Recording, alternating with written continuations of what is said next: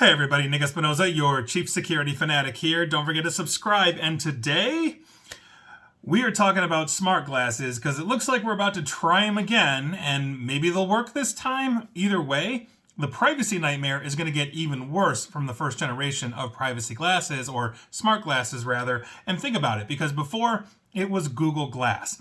That went over like a lead balloon. Basically, there was also a slew of AR and VR goggles and glasses and all that kind of stuff in subsequent years. VR's done okay. I mean, if you got a PlayStation or Xbox or whatever, you hook them up, you play some games and all of that. But AR kind of tanked.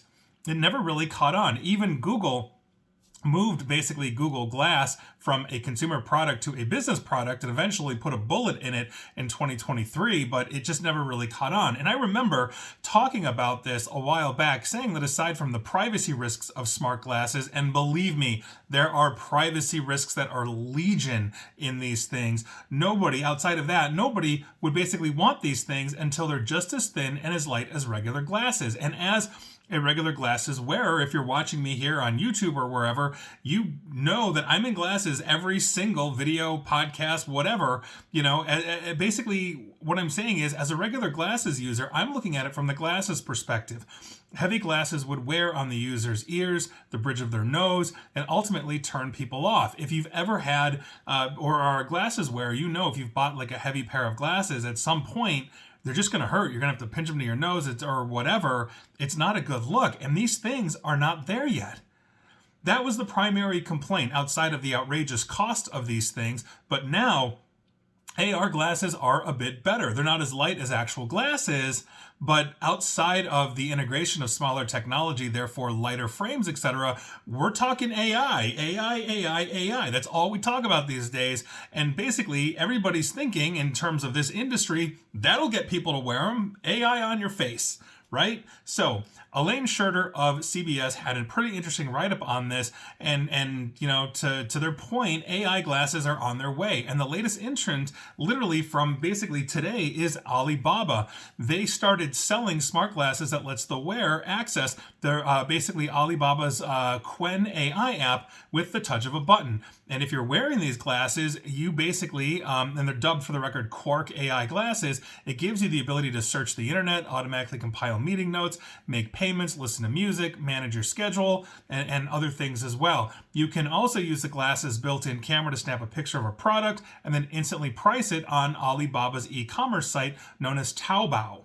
So these glasses, which start at about $537 US or $37.99 yuan, are only available in China. But in the United States, privacy disaster and walking nightmare of a war crime jerk, Mark Zuckerberg's Meta, basically, they started producing this stuff. They teamed up with Oakley to introduce AI glasses that lets users basically make calls, send and receive text messages, listen to music, stream video, translate foreign languages, and generally basically get to the internet via Meta's AI app. This is geared for athletes. It starts at about $400. And they offer AI also in partnership with Ray-Ban, the sunglasses, for the less athletic folks out there. And I'm pretty sure those are probably more expensive. But such devices are starting to attract users beyond tech fans.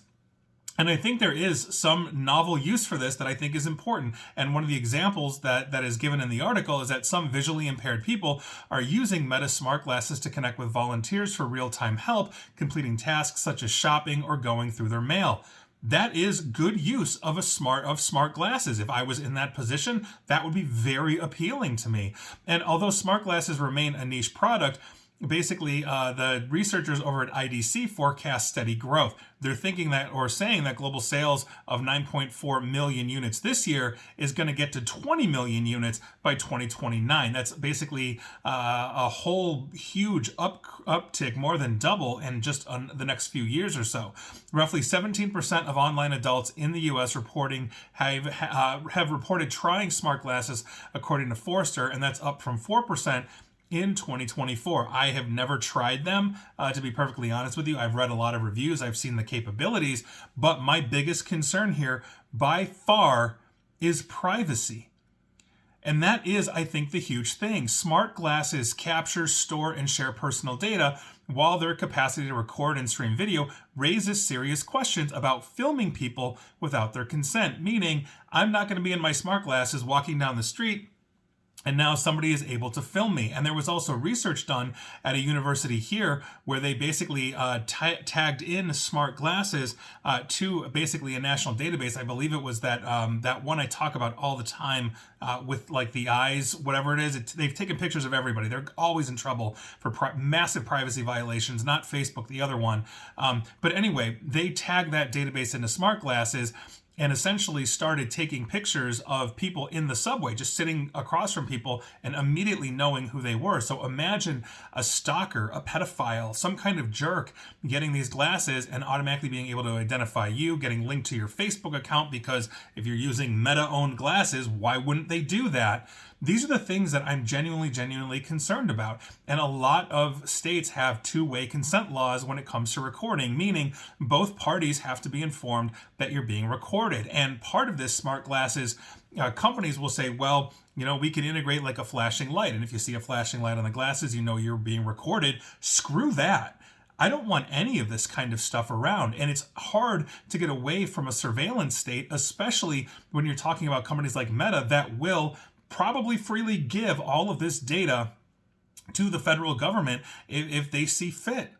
This just sucks coming and going, and I'm not a fan of this. I'm a tech guy. I love technology, but we have to marry it with privacy, and we have to understand that the more we surrender the privacy, the less private we ultimately become. This is a huge issue. And so by virtue of that, I'm not a fan of this. It is going to increase. I'm probably going to be recorded on these things at some point. Maybe somebody's going to be in an audience just recording my entire presentation and streaming it out there, and I don't even know it until after the fact. And that's a problem for me. So there you go. I guess we'll see what happens. But smart glasses are once again being revived, and we'll see if they stick around this time. I'm kind of hoping they don't. And please like, share, follow me here on Facebook and Twitter at NickAESP. And please feel free to subscribe to me at YouTube as well. And as always, stay safe, stay online, and please, remember to stay private, informed, and secure. Take care.